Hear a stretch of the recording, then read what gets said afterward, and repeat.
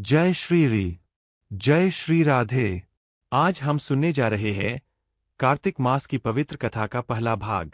कार्तिक मास, जिसे भगवान विष्णु का प्रिय महीना कहा गया है, सभी महीनों में सबसे श्रेष्ठ माना गया है।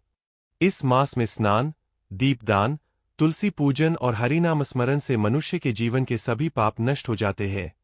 शास्त्रों में कहा गया है, कार्तिक नाम मासाना सर्व पाप प्रणाशन, अर्थात कार्तिक मास सारे पापों का नाश करने वाला है।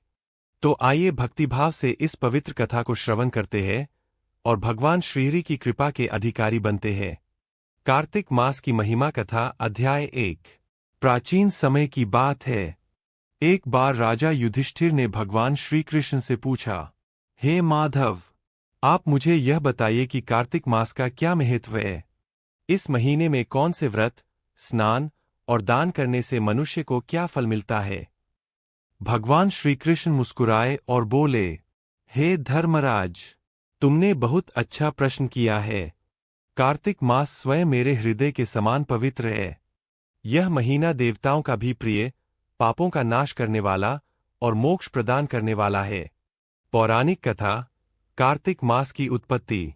बहुत पहले एक समय था जब पृथ्वी पर अधर्म बढ़ गया था। मनुष्य झूठ, हिंसा और पापों में डूब चुके थे। तब भगवान विष्णु ने अपने तेज से कार्तिक मास का सृजन किया और कहा, जो मनुष्य इस मास में प्रातःकाल स्नान करेगा, दीपदान करेगा और मेरा स्मरण करेगा, वह सभी जन्मों के पापों से मुक्त होगा। एक पापी स्त्री की कथा। वाराणसी नगरी में एक बार एक स्त्री रहती थी। वह बहुत पाप कर्म करती थी। झूठ बोलना, चोरी और मद्यपान उसका स्वभाव बन चुका था। एक दिन संयोगवश कार्तिक मास आ गया। वह स्नान करने गंगा तट पर गई, पर उसका इरादा केवल कपड़े धोने का था।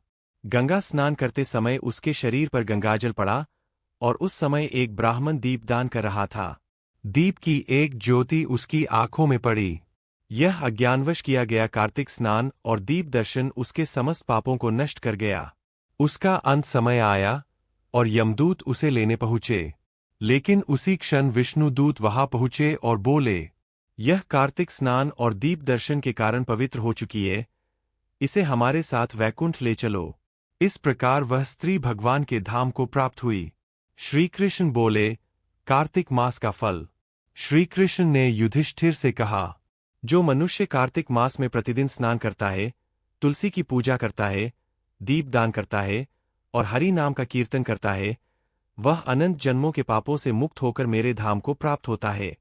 कार्तिक मास में किया गया एक दीपदान करोड़ों यज्ञों के बराबर पुण्य देता है। और जो व्यक्ति एक तुलसी पत्र भी मुझे अर्पित करता है, वह मेरे परम प्रेम का भागी बनता है। इस प्रकार कार्तिक मास का पहला अध्याय हमें यह सिखाता है कि पवित्रता और भक्ति से किया गया छोटा सा कार्य भी महान फल देता है।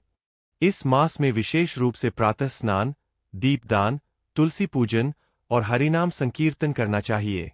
यह महीना भगवान विष्णु और श्री कृष्ण की आराधना का सर्वश्रेष्ठ काल है।